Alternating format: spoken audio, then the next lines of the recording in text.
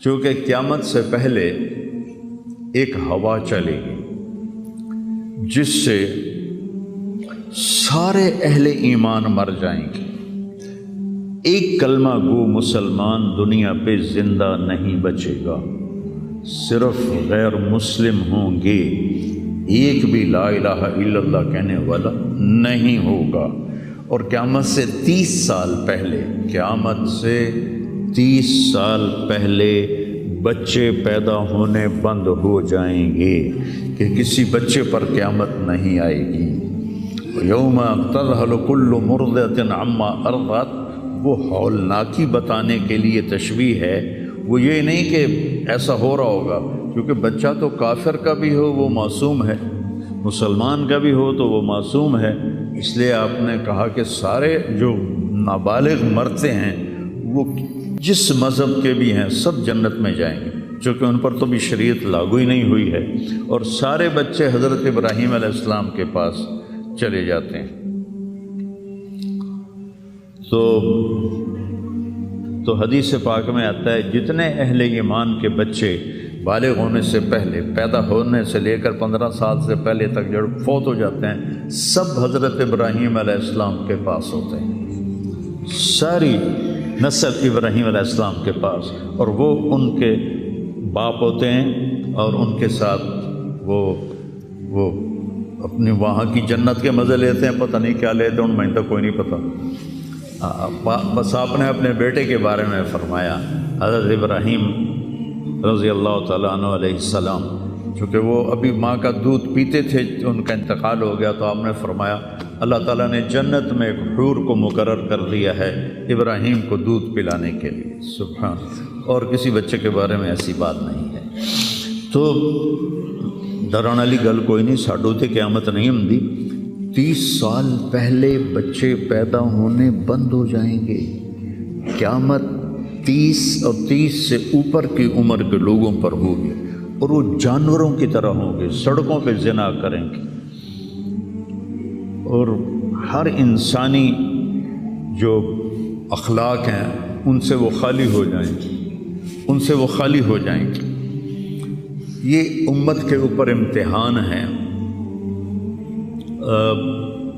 ہمارا ایک ساتھی ہے وہاں کینیڈا میں، اس سے مجھے خواب سنایا کہ میں نے دیکھا کہ غزہ کے جتنے شہداء کے بچے ہیں وہ آسمان پہ تیر رہے ہیں، اور اللہ کے نبی ہر آنے والے کا استقبال فرما رہے ہیں۔ تو ہمیں دیکھنے میں تو بڑا ظلم نظر ہے، ظلم ہے بھی صحیح، لیکن ہماری تو موج ہے، تو ساری جنت میں گئے، جتنے بڑے شہید ہوئے وہ بھی جنتی، عورتیں شہید ہوئیں وہ بھی جنتی، مرد شہید ہوئے وہ بھی جنتی، اور بچوں کا تو میں نے کینیڈا میں ایک نوجوان خواب دیکھ رہا ہے، راونڈ کا پڑھا ہوا ہے، عالم ہے، کہ میں نے خواب دیکھا کہ غزہ کے شہداء کے بچے آسمان پر تیر رہے ہیں، اور اللہ کے نبی ہر آنے والے بچے کا استقبال فرما رہے ہیں۔ تو ساڑی تو موج ہو گئی، ہمیں دیکھنے میں موت نظر آتی ہے، حقیقت میں دیکھو ایک ہوتا ہے کامیاب ہونا، اور ایک ہوتا ہے فتح پانا، ایک ہوتا ہے ناکام ہونا، اور ایک ہوتا ہے شکست کھانا۔ یہ دو الگ چیزیں ہیں، کامیابی الگ چیز ہے، فتح الگ چیز ہے، ناکامی الگ چیز ہے، شکست الگ چیز ہے۔ کربلا کے میدان میں سب سے مقدس خون بہایا گیا، سب سے پاکیزہ خون بہایا گیا، اور ان سب کو شکست ہو گئی، اور وہ سارے گردنیں کٹوا کے نیزوں پہ چڑھ گئے، لیکن وہ ناکام نہیں ہیں، وہ کامیاب ہیں۔ انہیں شکست ہوئی ہے، انہیں ناکامی نہیں ہوئی، وہ کامیاب ہیں۔ اور شمر کا لشکر وہ فتح پایا ہے، وہ کامیاب نہیں ہے، انہوں نے فتح پائی، کامیاب نہیں ہے۔ ابن زیاد کی گردن کٹ کے جب لائی گئی مصعب بن عمیر کے سامنے، جیسے حضرت حسین علیہ السلام کی گردن کٹی ہوئی ابن زیاد کے سامنے رکھی گئی تو وہ ایسے منہ پہ چھڑیاں مار کر کہنے لگا میں نے ایسا خوبصورت چہرہ آج تک نہیں دیکھا جو مرنے کے بعد بھی اتنا چمکتا۔ کٹی ہوئی ابن زیاد کے سامنے رکھی گئی تو وہ ایسے منہ پہ چھڑیاں مار کر کہنے لگا میں نے ایسا خوبصورت چہرہ آج تک نہیں دیکھا جو مرنے کے بعد بھی اتنا چمکتا ہوا تر و تازہ ہو۔ تو حضرت ابو برزہ اسلمی رضی اللہ تعالیٰ عنہ نے کھڑے ہو کر روتے ہوئے فرمایا کہ ظالم یہ چھڑی یہاں سے ہٹا لے، میں نے ان ہونٹوں پہ اللہ کے نبی کے ہونٹوں کو لگتے ہوئے دیکھا ہوا۔ تو کہنے لگا تو بوڑھا ہو گیا ورنہ تیرا بھی سر اڑا دیتا میں۔ تو جب اللہ تعالیٰ انتقام لینے پر آئے اور ابن زیاد کو قتل کیا گیا اور اس کی کٹی ہوئی گردن آئی حضرت مصعب بن عمیر کے سامنے، تو ایک دم مجمع میں ہلچل مچی، جاءت وہ آیا، کیا دیکھا؟ ایک چھوٹا سا سانپ، اتنا انتہائی تیز، وہ تیزی سے آیا اور اس کی ناک میں داخل ہوا اور منہ سے نکل گیا، پھر اس کی ناک میں داخل ہوا اور منہ سے نکل گیا، پھر اس کی ناک میں داخل ہوا، پھر اس کے منہ سے نکل کے پھر غائب ہو گیا۔ تھوڑی دیر کے بعد پھر آواز آئی، وہ آیا، تو دیکھا وہی سانپ پھر آ رہا ہے اور آ کر اس کی ناک میں داخل ہوا اور پھر نکلا نہیں، اندر ہی غائب ہو گیا۔ فتح پائی ابن زیاد نے لیکن ناکام ہو گیا، شکست کھائی امام حسین علیہ السلام اور ان کے 72 ساتھیوں نے، لیکن وہ کامیاب ہو گئے۔ جنگ سے پہلے آپ کو اونگ آ گئی تو آنکھ کھلی تو آپ ہنسنے لگے۔ حضرت زینب نے پوچھا یہ کوئی ہنسنے کا موقع ہے، کیوں ہنسے ہو؟ کہا خواب میں اللہ کے نبی ملے ہیں، کہہ رہے بیٹا میں تمہیں لینے کے لیے آ چکا ہوں۔ تو دیکھنے میں شکست ہوئی ہے لیکن وہ کامیاب ہیں۔ عمر بن سعد کو فتح ہوئی ہے، وہ ناکام ہے۔ عمر بن سعد کی کٹی ہوئی گردن بے مختار کے سامنے رکھی گئی، اللہ تعالیٰ نے ایک کو زندہ نہیں چھوڑا، جتنے بھی قاتلین حسین تھے سب قتل ہوئے۔ حضرت عثمان کے قاتل سب طبعی موت نہیں مرے، سب ذلت کی موت مرے۔ تو بھائیو یہ امتحان کی جگہ ہے، اللہ اپنے نبی کی امت کے گناہوں کو دھونے کے لیے ایسے حالات لاتا ہے۔ سب آپ نے فرمایا جتنا مجھے ڈرایا گیا اتنا کسی کو نہیں ڈرایا گیا۔ تو میں بتا رہا تھا ارض فلسطین یہ دوسری مسجد جو زمین پہ بنی 40 سال کے بعد، وہ مسجد اقصی ہے۔ 4000 نبیوں کے باپ اور میرے نبی کے دادا ابراہیم علیہ السلام اس سرزمین میں تشریف لائے، وہیں آرام فرما رہے ہیں۔ اسحاق علیہ السلام، یعقوب علیہ السلام، داؤد علیہ السلام، سلیمان علیہ السلام، یحییٰ علیہ السلام، زکریا علیہ السلام، یہ وہ نبی ہیں جن کا قرآن میں ذکر ہے۔ اس کے علاوہ بھی سینکڑوں نبی ہیں جن کے نام نہ تاریخ میں ہیں نہ قرآن میں ہیں، جو اس سرزمین کے اندر ہیں۔ یہ محشر کی سرزمین ہے، یہ نبیوں کی سرزمین ہے۔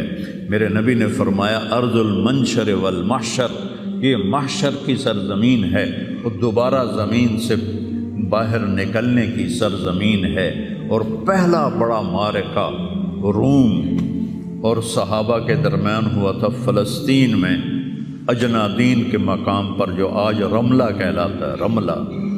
رملہ کے قریب یہ روم کی تعداد 90,000 تھی اور صحابہ کی تعداد 30,000 تھی، اور خالد ابن ولید رضی اللہ تعالیٰ عنہ وہ لشکر کے امیر تھے۔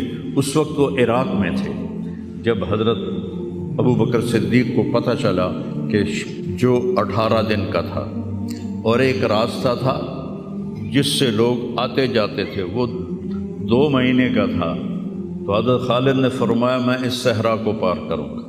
لوگوں نے کہا ہم بھوک سے مر جائیں گے، پیاس سے مر جائیں گے۔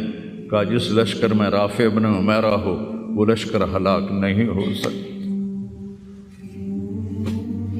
آئے اشاق گئے وعدہ فردہ لے کر، اب انہیں ڈھونڈ چرا کے رخ زیبا لے کر آئے تھے کچھ لوگ جو اللہ کو راضی کر کے دوستی لگا کے دکھا گئے، کب اپنی آنکھوں سے ڈھونڈ چرا کے رخ زیبا، تمہیں نظر کوئی نہیں آئیں گے، مرد نظر آئیں گے، انسان کوئی نہیں نظر آئے گا، عورتیں نظر آئیں گی، انسان کوئی نہیں نظر آئے گا۔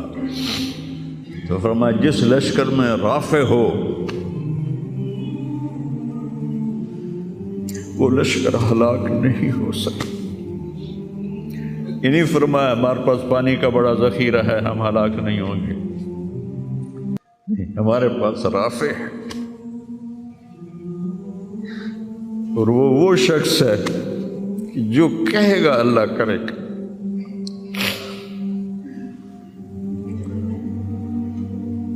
18 دن میں اس کو پار کیا، اور ایک مقام پر آ کر پانی ختم ہو گیا، 3 دن بغیر پانی کے گزارے۔ تو صحابہ نے کہا کہ اب ہم مرتے ہیں، طاقت نہیں ہے، کہا رافع کو بلاؤ۔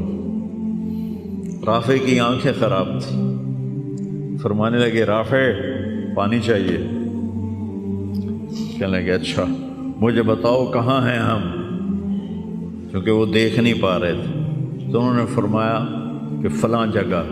اب صحرا میں تو کوئی نشان منزل ہوتا ہی نہیں، تو کوئی انہوں نے جھاڑیاں بتائیں، کہنے لگے کچھ جھاڑیاں دیکھو ایک طرف کٹھی ہوں، کٹھی جھاڑیوں کا کوئی جھنڈ ہو، مجھے بتاؤ ہے؟ انہوں نے کہا ہاں وہ نظر آ رہا ہے، کہ مجھے وہاں لے چلو۔ وہاں لے گئے، ایک جگہ اشارہ کیا کہ یہاں سے زمین کھودو، زمین کھودی تو پانی کا چشمہ نکل کے باہر آ گیا۔ کبھی ہم بھی تم میں بھی چاہت تھی، کبھی ہم بھی تم میں بھی راہ تھی، کبھی ہم بھی تم بھی تھے آشنا، تمہیں یاد ہو کہ نہ یاد ہو۔ اللہ نے تو بے وفائی کی نہیں، ہم نے بے وفائی کی۔ اس کی مدد جو رکی ہوئی، یہ بھی اس کی مدد ہے۔ ہمارا شہید جنت میں جا رہا ہے، اگر زندہ ہے، زخمی ہے، بھوکا ہے، گناہ معاف ہو رہے ہیں۔ جہنم کی آگ سے ایک سوئی کا نکا عام آدمی ویکھ ہی نہیں سکتا، دھاگا نہیں پا سکتا، جس دن دی نظر کمزور ہوئے، اتنا چھوٹا ہوتا ہے۔ میرے نبی فرمایا، جبریل علیہ السلام نے آ کے عرض کیا یا رسول اللہ، سوئی کے نکے کے برابر اگر جہنم کی دیوار میں سوراخ ہو جائے تو اس میں سے جو آگ کی چنگاری نکلے گی پوری دنیا کو کوئلہ بنا دے گی۔ اس کے سامنے یہ تکلیف تو بڑی تھوڑی ہے، لیکن بات اصل یہ ہے کہ ہم نے اللہ سے دوستی چھوڑ دی۔ یہودیوں کو گالیاں بعد میں دو، پہلے ہم اپنے گریبان، تجھے کیوں فکر ہے اے گل دلے صد چاک بلبل کی، تو اپنے پیرہن کے چاک تو پہلے رفو کر لے۔ کتنا جھوٹ بولا جا رہا ہے، کتنے جھوٹے مقدمے ہیں، کتنی والدین کی نافرمانی ہے، کتنے گھریلو ناچاکیاں ہیں، کتنا سود چل رہا ہے، کتنا شراب کے ٹھیکے چل رہے ہیں، کتنے لوگ نمازیں چھوڑ چکے ہیں۔ صرف حکمرانوں کو میں کیا گلہ دوں، آج ہم سارے اس حمام میں ننگے ہیں۔ تو یہ اللہ کی رحمت ہے، اگر کسی کو اللہ نے اس امت کو اگر دنیا میں وہ جھٹکے دیتا ہے۔ مجھے ایک آیت بھی یاد آ گئی، دونوں کو حال بتاتا ہوں۔ ایک ہے جنہوں نے اللہ کو نہیں مانا، تو اللہ کہتا ہے ذرہم یأکلوا ویتمتعوا ویلہہم الامل فسوف یعلمون۔ میرے محبوب کرن دے انہاں نوں موج میلا، 4 دہاڑے انہاں نوں موج میلا کرن دے انہاں نوں میرے کول آون دے، ووٹ ویکھی میں کی کرنا، ٹھیک ہوگی۔ ہمارے بارے میں کیا کہا، وَلَنُذِيقَنَّهُم مِّنَ الْعَذَابِ الْأَدْنَىٰ دُونَ الْعَذَابِ الْأَكْبَرِ لَعَلَّهُمْ يَرْجِعُونَ۔ میں تمہیں دنیا میں چھوٹے چھوٹے عذاب دوں گا، بڑا عذاب نہیں دوں گا آخرت کا۔